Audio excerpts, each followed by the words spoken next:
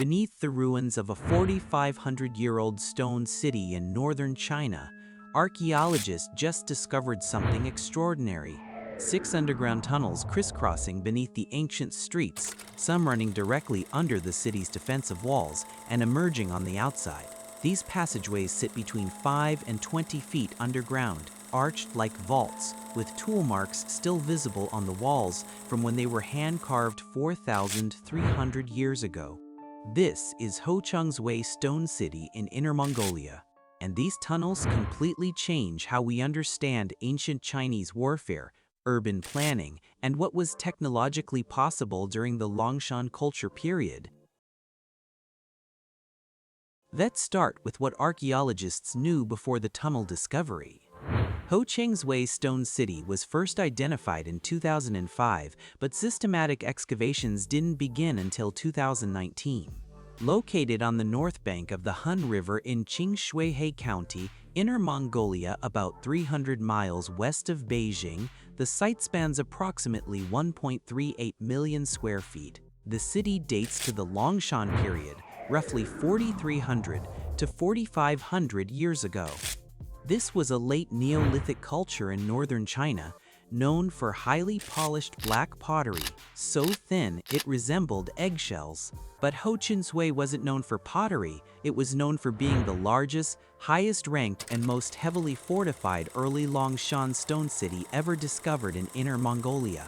The city has an elliptical layout, about 1,200 meters long and 1,150 meters wide, divided into an inner city, outer city, and fortified gatehouse. Over 5 years of excavations, researchers uncovered a triple defense system unlike anything else from that era.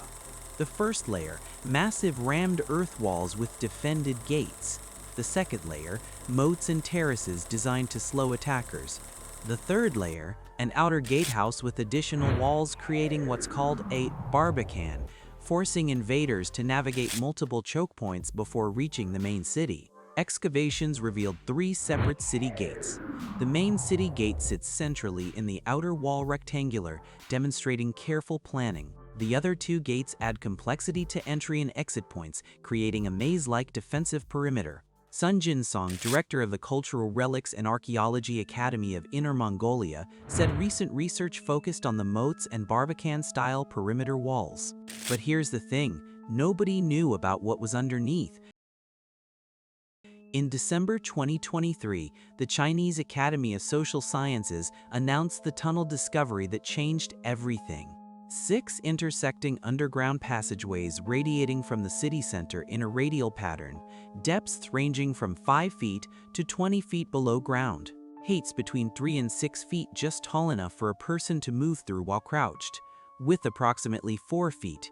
The tunnels feature arched ceilings, architectural design similar to Longshan period cave dwellings, and here's what makes them extraordinary. Tool marks are still clearly visible on the walls. These weren't natural caves adapted for use. They were hand-carved by Neolithic engineers 4,300 years ago. But the most strategically brilliant feature? Several tunnels extend directly beneath the city's defensive walls and emerge outside the fortifications. Think about what that means. Defenders inside a besieged city could use these tunnels to exit undetected, conduct surprise attacks, bring in reinforcements, or evacuate critical personnel and supplies. The Chinese Academy of Social Sciences described the system as enabling 3-dimensional combat and transport, a military capability that allowed defenders to move weapons, troops, and supplies discreetly or escape during an attack without being seen from the surface. Historians immediately recognize the significance. According to experts cited by Futura Sciences, these passageways serve tactical purposes, moving weapons, supplies, and personnel discreetly and safely, strengthening vulnerable sections of the city during conflict. The engineering gave Houchengzui truly 3-dimensional capabilities, allowing offensive and defensive maneuvers rarely seen in Neolithic societies. In both size and ingenuity, the site rivals great urban centers of Mesopotamia, underlining the dramatic cultural, political, and demographic development taking place in Inner Mongolia during the Longshan period. Let's put this in perspective. We're talking about a civilization that existed around 2500–2300 BC, contemporary with early Egyptian pyramid construction, predating the rise of the Shang dynasty, China's first historically verified dynasty by over 1,000 years, and they built underground military infrastructure that wouldn't look out of place in medieval siege warfare. The tunnels demonstrate that Houchengzui was prepared for long-term siege warfare with multiple fallback options for residents. Given its strategic location at the northernmost tip of the Longshan settlement area, the city likely played a key role defending the northern border of the Longshan civilization during periods of conflict with neighboring tribes or competing civilizations, which raises an obvious question: who were they defending against? Here's where the story gets more intriguing. Shen Xingcan, director of the Chinese Academy of Social Sciences Institute of Archaeology, pointed out that Houchengzui isn't alone. Two other sites from the same period, Bikun and Shimao, show similar defensive complexity. He told China Daily the Houchengzui, Bikun, and Shimao sites compose the cultural system that is crucial for the study of how a complicated society was formed in the first place. But then he added something fascinating. Many questions remain unanswered. If these sites were military fortifications, who did they defend against? The work has just started, and there's a long way to go to figure out their connections. Think about what he's saying. These weren't isolated fortifications, they were part of a network, a defensive alliance across the Longshan frontier. Multiple stone cities, all heavily fortified, all built during the same period, all positioned strategically along river systems, but against what threat? The archaeological record doesn't give us clear answers yet. What we do know is that Longshan society was stratified, divided into distinct social classes, with military leadership and a warrior culture. The constant military pressure necessary to maintain such elaborate fortifications would have driven social stratification and centralized authority. Archaeologists recovered artifacts including intricately decorated pottery with geometric designs typical of the Longshan period, finely crafted jade items, and bone tools. The presence of jade suggests the city had cultural and ritualistic significance beyond pure military function. Remains of domesticated pigs and cattle highlight agricultural practices supporting the community.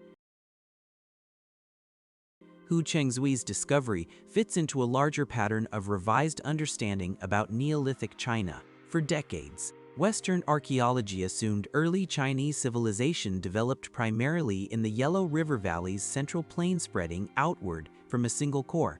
But discoveries like Houchengzui demonstrate that multiple regional cultures with distinct characteristics were developing sophisticated urban centers simultaneously across northern China. The Longshan culture existed from roughly 3000 to 1900 BC across the middle and lower Yellow River Valley.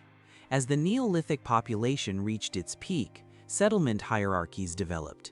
In physically confined locations like the Fen River Basin, very large centers over 200 hectares emerged. Toward the end of the 3rd millennium BC, the population decreased sharply and many larger centers were abandoned, possibly due to environmental change linked to the end of the Holocene climatic optimum.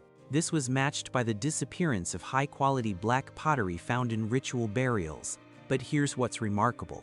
The material culture in central Henan showed continuous development through this collapse, eventually culminating in the Erlitou culture, which many scholars believe represents the legendary Xia dynasty. So Longshan sites like Houchengzui aren't just interesting archaeological finds. They're the foundation upon which Chinese Bronze Age civilization emerged. The architectural techniques developed here, rammed earth construction, defensive walls, urban planning became defining features of later Chinese dynasties.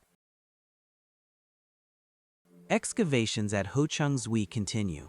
A small cemetery was discovered on the southwest side of the city, 8 stone tombs in rectangular vertical earth pits, all oriented southeast, measuring 175 to 200 centimeters in length, 40 to 60 centimeters in width, 30 to 50 centimeters in depth. They feature flat slate bases with walls constructed using hanging techniques, contributing to a distinct architectural style.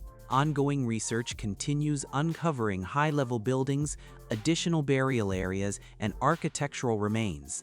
Each excavation season reveals more about how this society organized itself, how it defended against threats we still don't fully understand, and how it engineered infrastructure that rivals anything built in the ancient world. The tunnels themselves may only be partially mapped. If 6 intersecting passageways radiate from the city center, there's no reason to assume that's all of them. Underground archaeology is painstaking. Work tunnels can collapse, fill with sediment, or remain hidden beneath structures that can't yet be safely excavated. Here's what we know for certain. 4,300 years ago, the people of Houchengzui engineered a stone city with triple-layered defenses, multiple gatehouse systems, and a network of underground tunnels that gave them three-dimensional military capabilities. They hand-carved passageways through earth and rock, creating escape routes that extended beyond their walls. They built fortifications sophisticated enough to require coordinated attacks from multiple directions, and even then, defenders had secret exits to stage counterattacks or evacuate. This wasn't primitive society living in simple villages. This was advanced urban planning, strategic military architecture, and engineering brilliance that rivals contemporary civilizations in Mesopotamia. And it raises profound questions. What threat required such elaborate defenses? Why did multiple Longshan cities build similar fortifications at the same time? What caused the entire culture to decline around 2000 BC after centuries of sophisticated urban life? We're still uncovering the answers. But what Houchengzui proves beyond doubt is that 4,500 years ago, on the northern frontier of what would become China, engineers were solving military and architectural problems with solutions we're only now beginning to fully appreciate. The tunnels beneath Houchengzui aren't just historical curiosities, they're evidence of human ingenuity facing existential threats and responding with infrastructure that lasted millennia. Drop a comment with your thoughts on what other discoveries might still be buried in those tunnels.